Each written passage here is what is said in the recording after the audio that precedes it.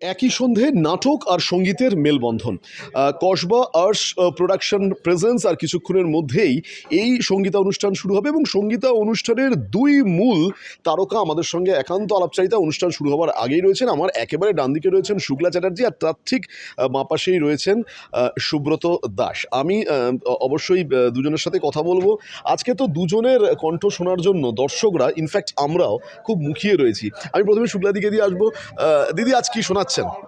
আজকে এত সুন্দর একটা তপন থিয়েটার হচ্ছে একটা ঐতিহ্যময় থিয়েটার হল। এখানে নহবত বলে যে নাটক আমরা ছোটোবেলায় রেডিওতে শুনেছি, তো এইখানে মঞ্চস্থ করবার জন্য যে সুযোগ আমি পেয়েছি তার জন্য আমি বিশেষভাবে কৃতজ্ঞ, আপ্লুত।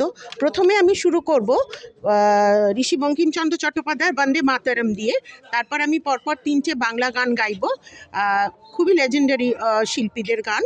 চেষ্টা করব, আশা করি আপনাদের ভালো লাগবে।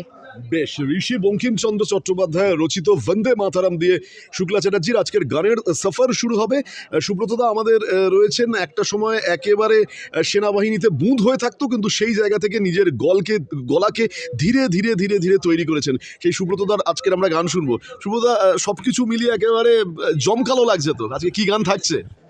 আজকে অ্যাকচুয়ালি প্রথমে একটি রবীন্দ্রসঙ্গীত দিয়ে শুরু করব, তারপরে আমি আমার ভগবান, আমার গানের যে একদম নায়ক স্বর্গীয় কিশোর কুমারের দুটি আধুনিক বাংলা গান গাইব। আশা করি শ্রোতাদের ভালো লাগবে, আর যদি ভালো লাগে সেটাই সব থেকে আমার বড় পাওনা। দুজন শিল্পীকে আমি একটা কথা জানতে চাইবো, দুজন যেহেতু ভীষণভাবেই আপনারা অভিজ্ঞ, কিন্তু তার সত্ত্বেও এই প্রজন্মের শিল্পীদের সঙ্গেও, মানে এই প্রজন্মের যারা রয়েছে, মানে আপনাদের থেকে বয়সে ছোট, তাদের সঙ্গেও গান এবং আমি নিশ্চিত, কারণ আমার অভিজ্ঞতা হয়েছে সেই বিষয়টা শেয়ার করার, আপনারা বলে বলে স্টেজে গোল দেন। এই রহস্যটা কোথায়? আমি শুক্লাদির কাছে আসবো।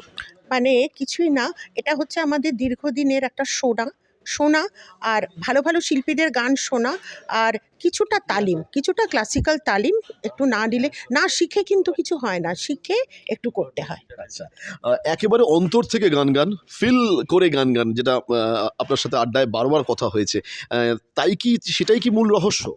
না, অ্যাকচুয়ালি আমি তো টোটাল ফিল করেই গানটা গাই। কেননা আমার গুরুজি, যার কাছে আমি সামান্য তালিম পেয়েছিলাম, উনিই বলেছিলেন, সুব্রত তুই সুরে কম হ কিন্তু ভাবে কম হোস না।